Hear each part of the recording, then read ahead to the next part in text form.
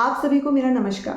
मेरा नाम डॉक्टर रजनी धादीच है। मैं एक होम्योपैथी डॉक्टर हूँ और फिलहाल अपनी राजकीय सेवाएं राजस्थान के भीलवाड़ा ज़िले में as a homeopathy medical officer दे रही हूँ। मेरा एक छोटा सा यूट्यूब चैनल भी है जिसका नाम है डॉक्टर रजनी धादीच हेल्थ सिंप्लीफाइड।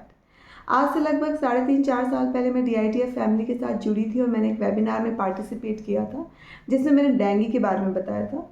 और आज मुझे इस मंच के थ्रू दोबारा मौका मिला है कि मैं एक ऐसी बीमारी के बारे में बताऊं जो महिलाओं में बहुत तेज़ी के साथ बढ़ रही है, PCOS। वर्ल्ड हेल्थ ऑर्गेनाइजेशन यानी WHO के अकॉर्डिंग लगभग 6 से 13% महिलाएं इस बीमारी से ग्रसित हैं और 70% महिलाएं अनडायग्नोस है, यानी उनको PCOS तो है लेकिन उनको पता ही नहीं इस बारे में। तो आज के वीडियो में हम PCOS के बारे में बताएंगे ताकि इसके बारे में अवेयरनेस बढ़े।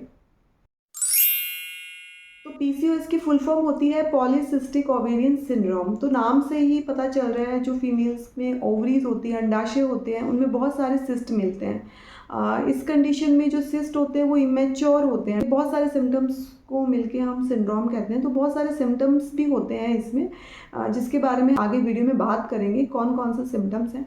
तो इसको मिला के ये टर्मोलॉजी बनी है PCOS। और ये एक एंडोक्राइनल डिसऑर्डर है, मतलब कुछ स्पेसिफिक हार्मोन्स होते हैं जिनके डिसबैलेंस होने के कारण ये बीमारी होती है। मेनली महिलाओं की रिप्रोडक्टिव एज में होती है, जिसको हम 15 to 44 ईयर्स के बीच में कंसीडर करते हैं। वैसे बहुत सारे सिम्टम हैं, लेकिन हम पहले उन इम्पॉर्टेंट सिम्टम्स की बात करते हैं जो लगभग हर फीमेल पेशेंट में आपको मिलेंगे। उनमें सबसे पहले आता है इरेगुलर मेंस्ट्रुअल पीरियड। 28 दिन की एक नॉर्मल साइकिल हम मानते हैं, लेकिन ऐसी कंडीशन में 28 दिन में टाइम नहीं आता है। पेशेंट को 2-3 महीने हो जाते हैं, बहुत इवन इससे लंबा पीरियड भी हो जाता है और मेंस्ट्रुअल पीरियड नहीं आते हैं, या आते हैं तो बहुत कम आएंगे, या फिर हो सकता है कि 28 दिन की साइकिल पूरी नहीं हो, उससे पहले भी आ जाए। तो इस तरह से पीरियड्स इरेगुलर रहेंगे। सेकेंड मेन सिम्टम्स आता जो है वो एंड्रोजन हार्मोन की वजह से आता है। वैसे तो एंड्रोजन हार्मोन एक मेल हार्मोन है, और लेकिन वो फीमेल बॉडी में भी पाया जाता है, लेकिन बहुत कम सीक्रेट होता है, उसका कोई हमारी बॉडी पे इम्पैक्ट नहीं आता। बट ऐसे कंडीशन में इसका सिक्रेशन बढ़ जाता है। अब उससे क्या प्रॉब्लम आएगी? तो मेनली तो अनवांटेड हेयर ग्रोथ होने लगेंगे, स्पेशली चिन पे या चिक्स पे, आपको फेस पे वो हेयर ग्रोथ दिखेंगे। दूसरा, जो पिंपल्स दिख बहुत ज़्यादा होने लगेंगे, जैसे कि फेस पे हैं, चेस्ट पे पिंपल्स आने लग जाएंगे, पीछे बैक में पिंपल्स आने लग जाएंगे। और एक जो स्पेसिफिक टाइप का जो मेल में बालनेस होता है, टकलापन होता है उनके भी स्पेसिफिक पैटर्न का, वो फीमेल्स में दिखने लग जाएगा। और जो हेयर होंगे वो थिन होने लग जाएंगे, बाल जो होंगे वो पतले होने लग जाएंगे। इस हार्मोन्स के बढ़ने के कारण ये सब सिम्टम्स आते हैं। तीसरा मेन सिम्टम है कि जो ओवरीज होती हैं उसमें मल्टीपल्स और इमेच्योर फॉलिकल्स देखने को मिलेंगे, सिस्ट देखने को मिलेंगे, जो कि अल्ट्रासाउंड करने पर पता चलेगा। तो अब हम बात करते हैं कुछ ऐसे सिम्टम्स की जो मोस्टली किसी पेशेंट में आपको देखने को मिल सकती है और किसी में नहीं भी मिल सकती। उसमें सबसे पहले आता है वेट गेन होना, अचानक से वेट बढ़ जाएगा। दूसरा कि स्किन बहुत आपकी ऑयली हो जाएगी, एक्ने प्रोन स्किन हो जाएगी, स्किन टैग्स देखने को मिलेंगे। चौथा, जैसे कहीं कहीं से आपकी जो स्किन है वो बहुत पिगमेंटेड हो जाएगी, मतलब ब्लैकिश सा कलर आ जाएगा, और या फिर वो थिक हो जाएगी, अलग तरीके से दिखेगी, जिसको हम एक्ैंथियोसिस नाइग्रिकेंस भी बोलते हैं, स्पेशली नेक में, आर्म पिट में और थाइज में। तो मेनली तो जेनेटिक हो सकता है। अगर आपकी फैमिली में आपकी मदर को हो या सिस्टर को हो तो वो चीज़ कहीं ना कहीं पेशेंट में भी रन करेगी। तो मेन फैक्टर तो जेनेटिक हो सकता है, और क्योंकि एंड्रोजन हार्मोन एक्सेस हो जाता है तो उसके कारण भी सिम्टम्स होते हैं, या जैसे इंसुलिन रेजिस्टेंस के कारण भी ये प्रॉब्लम्स हो सकती हैं PCOS वाली, या आप अगर आपकी लाइफस्टाइल हेल्दी नहीं है और आप अनहेल्दी खा रहे हो तो उसके कारण भी ये हो सकता है। अगर किसी को बहुत लंबे टाइम तक PCOS की प्रॉब्लम है तो उसको कुछ कॉम्प्लिकेशंस भी डेवलप हो सकते हैं, जिसमें से सबसे पहले है इनफर्टिलिटी। अगर पेशेंट मैरिड है तो उसको कंसीव करने में प्रॉब्लम आएगी।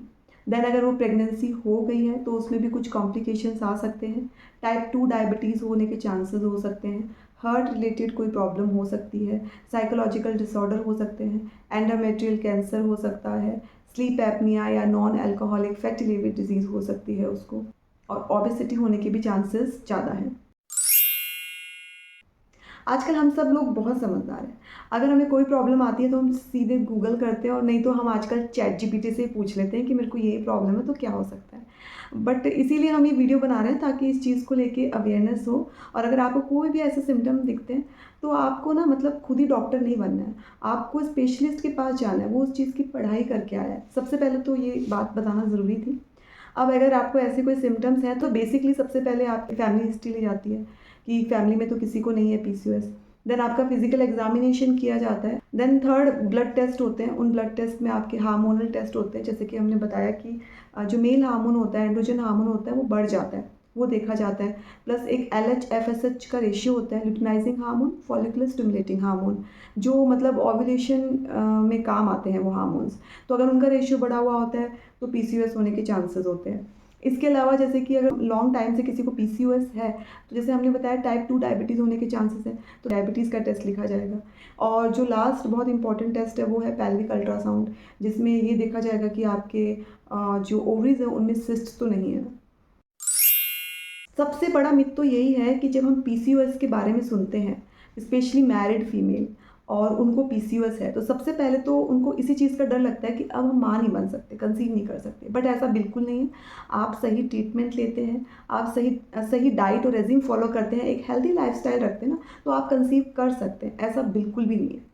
दूसरा, कई लोग सोचते हैं सिर्फ मोटे लोगों को ही पीसीओएस होता है, तो ऐसा भी नहीं है, पतले लोगों को भी पीसीओएस होता है। तीसरा, कई लोग सोचते हैं कि अगर वेट को कम कर लेंगे तो पीसीओएस भी क्लियर हो जाएगा, ऐसा भी बिल्कुल नहीं है। और चौथा ये कि कई लोग ये सोचते हैं कि कॉन्ट्रासेप्टिव पिल्स लेंगे तो उससे भी पीसीओएस क्योर हो जाएगा, तो ऐसा भी बिल्कुल नहीं है। अब सवाल उठता है, क्या होम्योपैथी मेडिसिन से पीसीओएस को क्योर किया जा सकता है?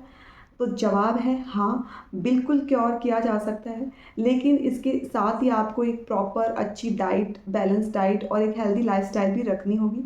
और साथ में सबसे इम्पॉर्टेंट है कि आपको एक पॉजिटिव अप्रोच रखना होगा उस ट्रीटमेंट को लेके। अब आप सोच रहे होंगे कि मैं कुछ मेडिसिन का नाम बता दूंगी और आप उसको देख के ले लोगे, तो ऐसा बिल्कुल भी नहीं है, और ना मैं इस वीडियो में आपको किसी मेडिसिन के बारे में बता सकती हूँ। उसका रीज़न है कि अगर 10 फीमेल पेशेंट है पीसीओएस की, तो वो 10 ही पेशेंट्स में अलग अलग दवाई जाएगी, because homeopathy believe in individualisation, कि वो उनका ये मानना है कि हर पर्सन अलग है तो उसकी एक सेम मेडिसिन नहीं हो सकती।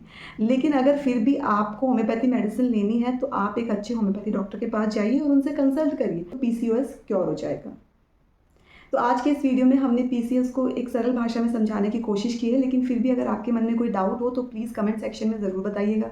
लास्ट में मैं डीआईटीएफ के लिए कुछ कहना चाहती हूँ। आज से 4 साल पहले जब मैं इस फैमिली का हिस्सा बनी थी, ये फैमिली बहुत छोटी थी, लेकिन आज के टाइम पे ये फैमिली का जो नंबर है वो बहुत बड़ा हो गया है, जिसे देख के बहुत खुशी होती है।